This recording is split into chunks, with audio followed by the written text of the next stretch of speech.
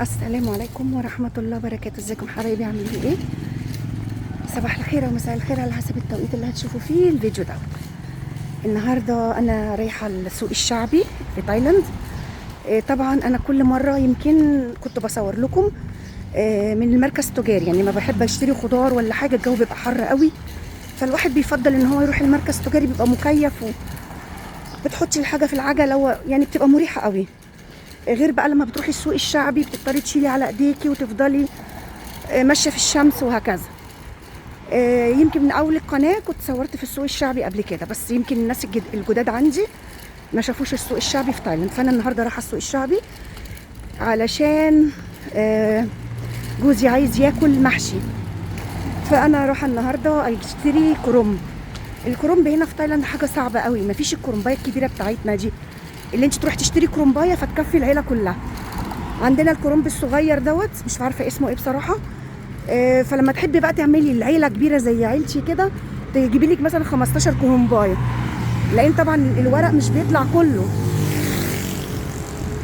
فخلينا نروح بقى النهارده السوق الشعبي ونشوف الكرنب النهارده هيطلع بكام، واجيب مكونات المحشي. خليكم بقى معايا. انا واقفه طبعا هركب، الولاد في المدرسه مفيش حد معايا، رايحه لوحدي، فهاخدكم بقى معايا.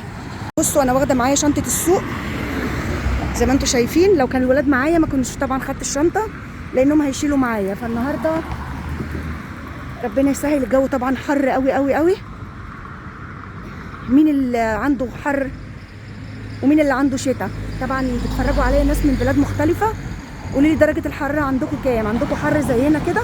احنا عندنا حر ورطوبه في نفس الوقت، درجه الحراره يعني تقرب من 40 كده. انا هركب ميكروباص. عندنا هنا الاسعار، يعني العربيه اللي هي بتروح للسوق في اتنين، في عربيه اللي هي الميكروباص المكيف، ده ب10 بات. 10 بات يعني قولي 9 جنيه ونص مصري. وفي كمان الميكروباص اللي هو بيبقى مفتوح من ورا، اللي هو العربيه زي اللي كانت في مصر زمان ديت، اللي كانت بتبقى في المحافظات، اللي هي بتبقى بص زي اللي جايه دي كده، بس بقى من ورا الناس بتقعد بقى من ورا. دي ب8 بات، 8 بات يعني قولي حوالي 7 جنيه ونص، ب7 جنيه وشويه مصري.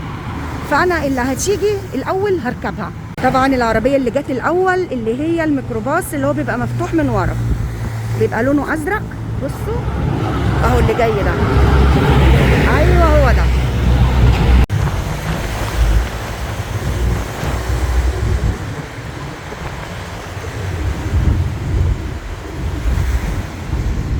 هنا طبعا وصلنا يا جماعه، انا كنت راكبه العربيه دي كده. وصلنا خلاص لسوق منبوري.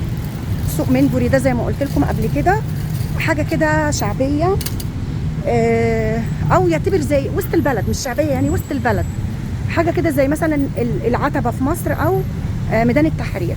هتلاقي المكان زحمه جدا، ناس كتير، محلات، اسواق، محطات اتوبيس، محطات ميكروباص. بصي تقدري تركبي من هنا لاي مكان في تايلاند. تعالوا بقى ايه، احنا كده هنطلع على السوق الشعبي. بصوا النهارده بقى هوريكم السوق الشعبي، هوريكم تايلاند الشعبيه كما لم يراها احد من قبل. طبعا انتوا دايما الناس اللي بيجوا تايلاند سياحه بيبقوا بيشوفوا مكان معين في تايلاند، لكن انا بقى وريتكم الاماكن الشعبيه اللي هي حتى لو حد جه سياحه مش هيدخل للاماكن اللي زي كده. فتعالوا بقى معايا النهارده، احنا كده طالعين على السوق الشعبي، خليكم بقى معايا.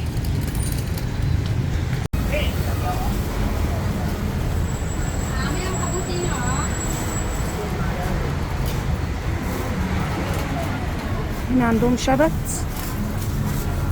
ده الكرنب ب25 الكيلو، 25 يعني قولي 23 جنيه 24 جنيه مصري. ده حلو، ده كبير شويه، ده ممكن اجيب من دوت. شوف كده، ده كيلو 25، ده حاسه ان هي الحجم كبير شويه.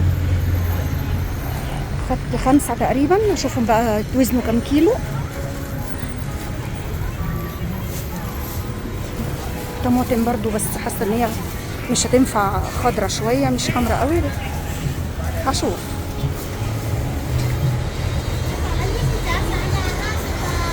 قطعوا 5 كيلو يا جماعة ب 125 بات. كم كا 125 بات، يعني قولي حط بقى في الشنطة،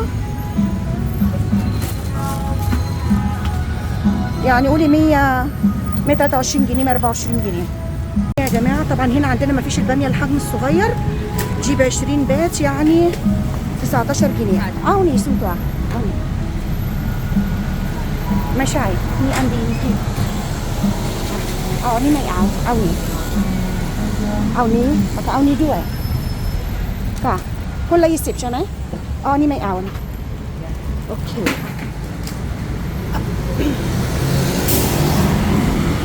اي 5 طبق من دوت ب 50 بات، 50 بات يعني 49 جنيه مصري، يعني بالتقريب يا جماعه مش بالظبط. ماشي، اي 5 طبق من كده تمام. انا جبت كل حاجه، باقي بس الطماطم. سبت بقى الشنطه لانها اتملت بصراحه، اتملت كلها مش لاقي حاجه احط فيها. سبتها عند البياعه وهروح بقى اجيب الطماطم وارجع مره تانية. طبعا لو ما لقيتش طماطم حمراء هضطر ارجع اخد اللي عندها، هي جامده، اللي عندها حلوه كبيره بس جامده. فخلينا نخش بقى في السوق نتوغل من جوه واشوف هلاقي طماطم طريه ولا لا. خليكم بقى معانا. انا راجعه بشتري ذره.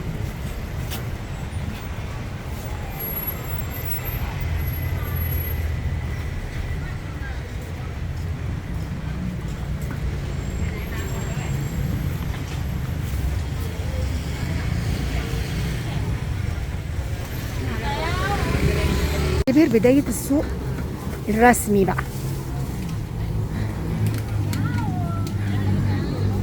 طماطم طبعا صعب ان احنا نلاقيها هنا في تايلاند لانها مش بتتزرع هنا. بصوا خضرة،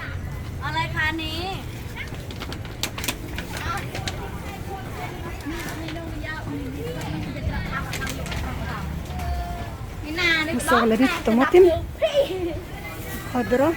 هنا الكرنب مش حلو على فكرة، يعتبر اللي انا جبته يعني ارحم حاجه.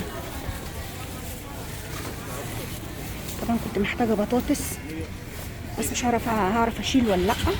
بصوا هنا الكرنب الصدوار ارخص 15 بات بس للكيلو، يعتبر انا جبته ب 25 غالي.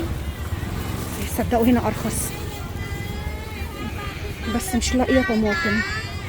هنا عندها برضو ب 15 للكيلو، يعتبر ارخص بكتير. بصوا الكرنبايه قد ايه. الطماطم ده ب 30 الكيلو، ده ب 30 الكيلو، يعتبر هبقى ارجع اخد من دي حلوه بس اشوف قدام بقى الاول. 30. عايزه نعناع. الخضره هنا برضو احلى، بحس انها خضره اكتر. عايزه اجيب نعناع. بصوا الكرنب هنا برضو حلو 20. طماطم حلوه دي برضو حلوه، فيها اقدر انقي يعني. ب 35 الكيلو يا جماعه، يعني ب 34 جنيه الكيلو. قولوا لي عندكم تمام ولا نظامكم ايه؟ طبعا هنا كلها المكان هنا كله اسماك، بس انا مش عايز سمك النهارده لان مش قادره اشيل بصراحه. لو معايا الولاد بصراحه بينفعوني. انا جبت كام كرنبايه وجبت حاجات اللي شفتوها ديت ملك الشنطه. اشوف هنا كده اخر حاجه، اشوف الطماطم عندها ارخص 25 واقدر انقي على فكره. فيها حمرا. بصوا لو تورعها يبها او تونكا تونใหญ่ ค่ะ3-4 ลูกค่ะيا جبت دول يا جماعه من داليدا ب 63 بات. 63 بات يعني حاجه 60 جنيه. ماشي، زي ما انتم شايفين انا جبت حزمه نعناع اهي، الحجم بتاعها ب 5 جنيه ب 5 بات. ماشي، يعني قولي 4 جنيه وشويه. اخد بقى الطماطم. بصوا يا جماعه الكرنب هنا احلى والله، انا اتسرعت. ب 15 بات بس، ارخص. هنا السوق يعتبر يعني اللي هو الاصلي، يعني الشعبي الاصلي. طبعا كتير لسه فيه لجوه كمان، بس بقى بصراحه بصوا في شوارع بس مش قادره بقى ادخل. سمك يا جماعه اسمه سمك باتو، ده بيبقى مملح، يعني بنتي بتقليه في الزيت من غير ما تحطي دقيق، من غير اي حاجه، بتقليه كده بس. مش عارفه لو عندكم في بلدكم بيبقى اسمه ايه، بيبقى مملح برده ولا لا. بصوا دوت الطبق ب 20 بات 19 جنيه، وده 24 جنيه. ماشي، انا جبت من الاكبر شويه 40 بات، وجبت ده حجمه اكبر شويه. ده بيبقى طعمه حلو قوي قوي في الاكل، بيتاكل حتى بالشوك بتاعه، يعني ما بيبقاش شوكه، مش بيبقى جاهز، هو بيتاكل كله عامه. ماشي. في البلد اللي انتوا فيها اسمه ايه؟ بصوا يا جماعه، ده الكوكونات التايلاندي، ده الكوكونات الاخضر. هقول لكم ده الفرق بينه وبين الكوكونات التاني اللي احنا عارفينه في مصر، ده مختلف تماما. كنت عملت عليه ريفيو قبل كده. دي الواحده ب 15 بات. كي ان نينج روي ها جيت ان اوكي. السبعه ب 100 بات. هما اوكي. شوف مي ناميه. طبعا ايه زي ما انتم شايفينه. اوكي كا خبون. اهو يا جماعه، لما اروح بقى البيت هوريكم ده بيتقشر ازاي وبيتاكل ازاي. ده مختلف تماما عن النوع اللي موجود في مصر. ده اسمه كاومان كون، ده اسمه منكوت، ده في تايلاند يعني. زي ما انتم شايفين طبعا الكيلو، انا خدت من ده 3 كيلو، وخدت لمياي 3 كيلو. طبعا الكوكونات زي ما انتم شايفين انا خدت خلاص. شوف هنا ارخص بجد، بصوا الاربعه ب 50 بات، يعني الثمانيه ب 100. اوكي كا طورعي 120กับ90 210 บาท 220 اوكي كا. 210 บาท ده الثمانيه ب 100، انا خدت السبعه ب 100 من عند الست الناحيه الثانيه. ارخص يعني ب 100 بات، يعني قولي يعني قريب من 100 جنيه، حاجه 90 جنيه. بس دي تعتبر ارخص شويه من اللي على الناحيه الثانيه، واكبر كوكونات اكبر. بصوا 4 ب 50، 8 ب 100، ده احلى بجد. มะพร้าวไหมจานละ50 ลูกค้า ค่ะ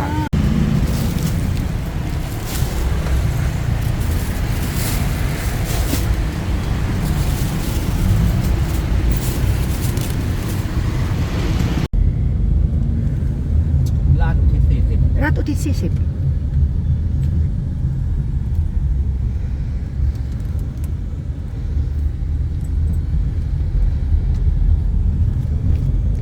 طبعا كل ده سوق، بس طبعا ما قدرتش الف في كل المكان